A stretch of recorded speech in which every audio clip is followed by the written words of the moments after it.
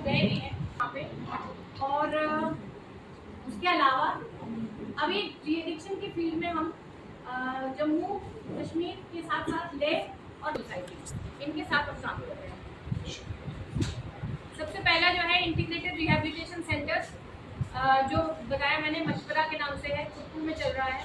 उसके अलावा outreach and dropping centre, outreach and dropping centre में क्या देते हैं उन बच्चों को जो ड्रग्स में चले गए हैं या जो ऐसे बच्चे जो वल्नरेबल हैं ड्रग्स के क्षेत्र में, उनको हम लोग स्पेस।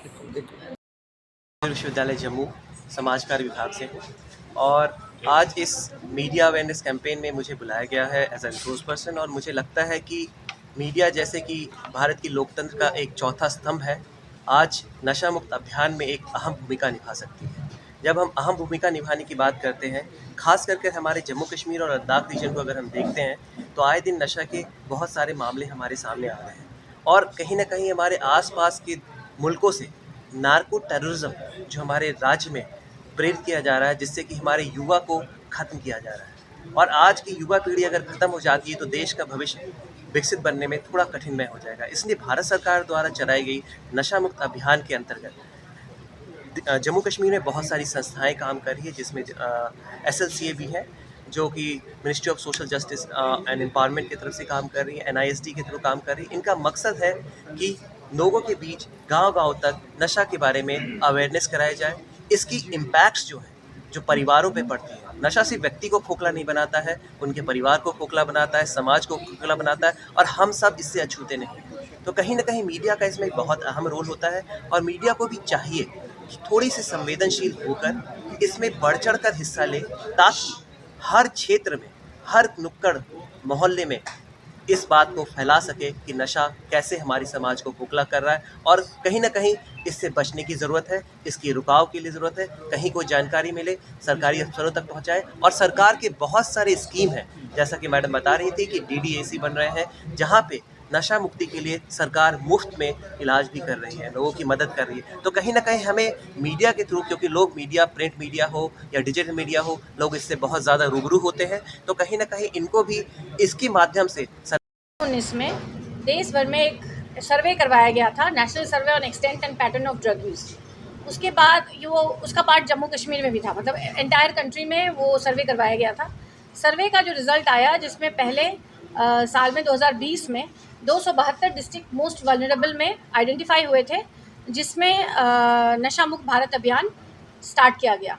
पिछले last to last year Hindustan के सभी डिस्ट्रिक्ट्स इसके अंतर्गत अभी लाए गए हैं, जिसमें नशा मुक्त भारत अभियान के प्रोग्राम्स चलेंगे। अब नशा मुक्त भारत अभियान को लॉन्च क्यों किया गया? क्योंकि जो उसमें डेटा निकल के आया नेशनल सर्वे के अंदर, वो थोड़ा चिंताजनक था। मतलब इतनी ज़्यादा और जो इसमें ज़्यादातर जो पाए गए जो ड्रग्स में इन्वॉल्व थे, वो छोटी उम्र के बच्चे ज़्यादा थे। जिसमें ये पूरे देश भर में ये सर्वे किया गया था। तो जो बहुत चिंताजनक डेटा आया, उसके आधार पे एक नेशनल एक्शन प्लान बनाया गया, जिसके अंतर्गत ऑन ड्रग डिमांड रिडक्शन, जिसके अंतर्गत सभी ज़िलों में, देश के सभी ज़िलों में डी एडिक्शन सेंटर खोलने की बात की गई। उसके अलावा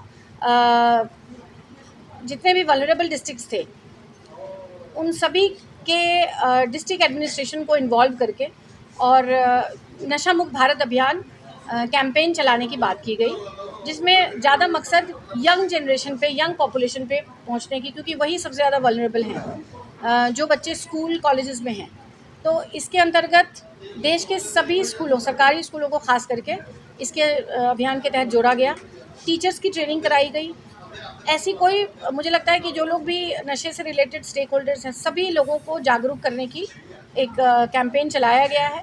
और उसी का पार्ट आज का ये प्रोग्राम भी है, जिसमें मुझे लगता है कि ये कैंपेन और सुदृढ़ तरीके से और बेहतर तरीके से चल पाएगा अगर मीडिया के लोग भी इस कैंपेन के हिस्सा बनेंगे। तो आज के इस बेसिकली मैं कहूँगी अवेयरनेस प्रोग्राम ही है एक तरह से, कि जिसके अंतर्गत कहीं ना कहीं कैंपेन को और ज़्यादा मजबूती मिलेगी अगर आप लोगों की तरफ से कुछ छोटे छोटे इनिशिएटिव्स, छोटे छोटे जो आप लोग जो रिपोर्टिंग करते हैं, उसके साथ साथ ड्रग्स के बारे में इंफॉर्मेटिव कैंपेन भी अगर आप चलाएं, तो रिज़ल्ट कुछ और ही आएगा।